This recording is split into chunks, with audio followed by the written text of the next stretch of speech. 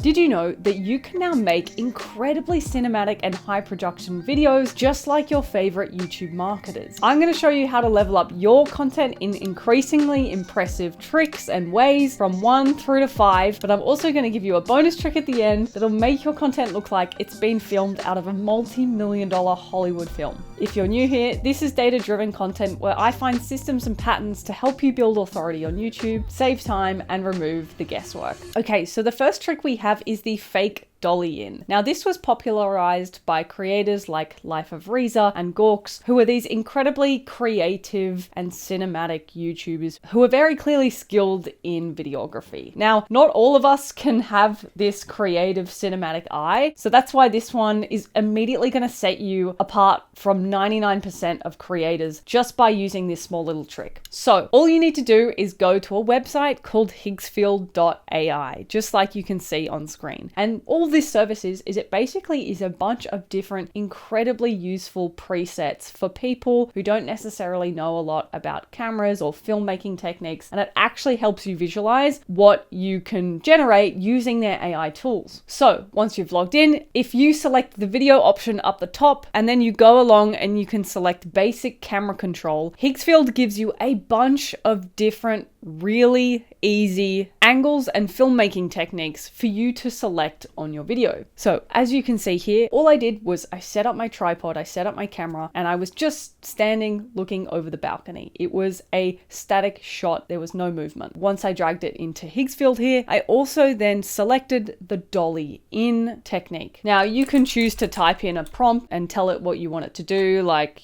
slightly zoom in or dolly in or whatever it is that you're trying to do. And then all you have to do is hit generate. And then voila, look at this outcome. It looks pretty cinematic and it just really makes your content stand out so much more. Okay, so this second trick is all about bringing your videos to life. Now, you might have a dolly in effect going on, but what if you want to actually create some cool transitions? Kind of like something you'd see out of a multi-million-dollar movie like Dune, where the camera starts in one place, but it's actually following an actor along or it's moving through the set. So as you can see here, the same thing again. I still kept the camera on the tripod, but I actually had me leaning over the balcony. I went ahead, I recorded it, but all you really need to do is actually just take a photo. You don't even need a video. And this is going to be your start frame. And then what I did afterwards was I just took a photo of the end shot. I dragged it into Higgsfield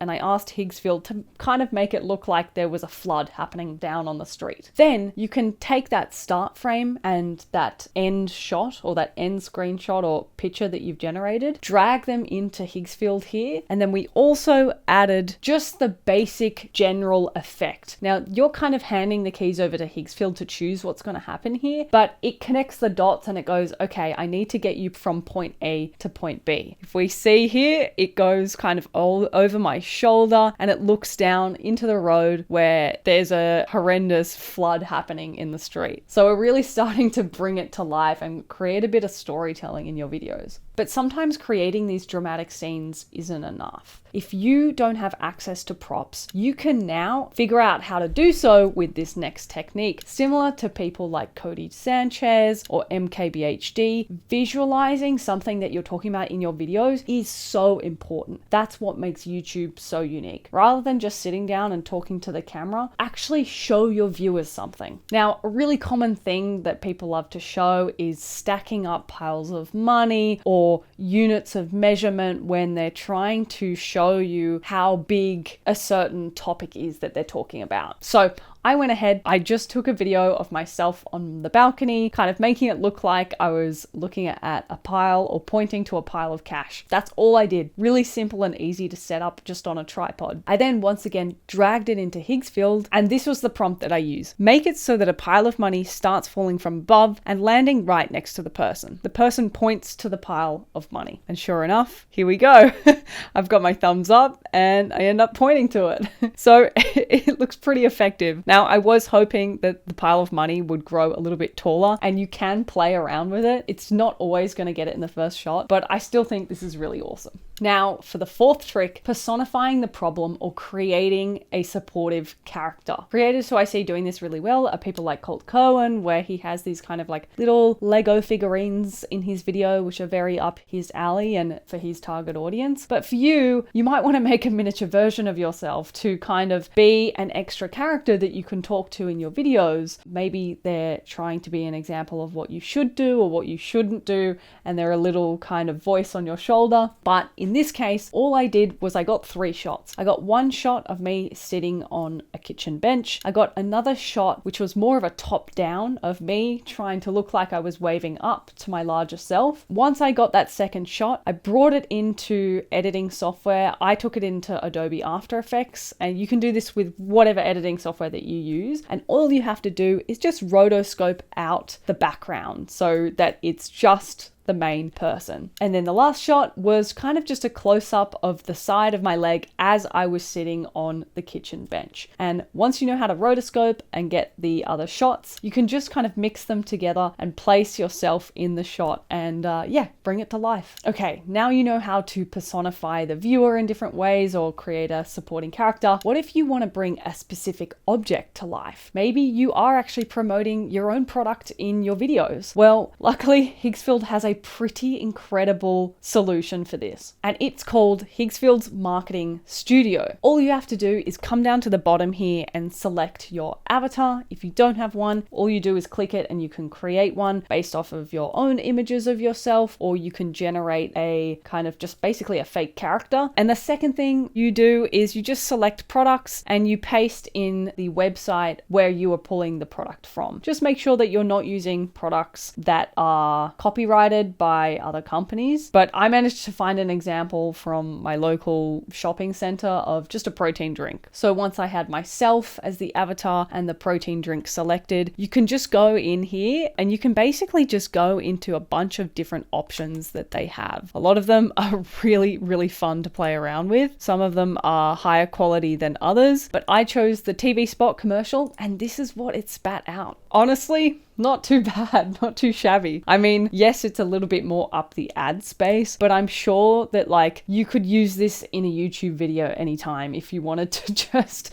kind of really create that next level of storytelling. And again, there's so many different options to play around with here. Okay, now for the bonus last trick, and this is the one that will make you look like you're in a multi-million-dollar Hollywood film. And this is by far my favorite. Once again, I've played around with this a lot and it's just really funny bringing yourself to life in such a dramatic way. As you can see here, I simply just dragged in an image of myself and I went ahead and I selected one of the templates that they offered, which was called Wrestle. So let's go ahead and check it out. And what's cool about this one is it's not just going to give you one shot. It's going to create a totally dynamic scene. The trick here is to use the exact model Seedance 2.0. The reason Seedance 2.0 is so powerful is because of the amount of dynamic shots that it will make for you. It also adds things like sound effects and voices too, which is why it's made so many waves in the AI video world. So let's go ahead and check it out.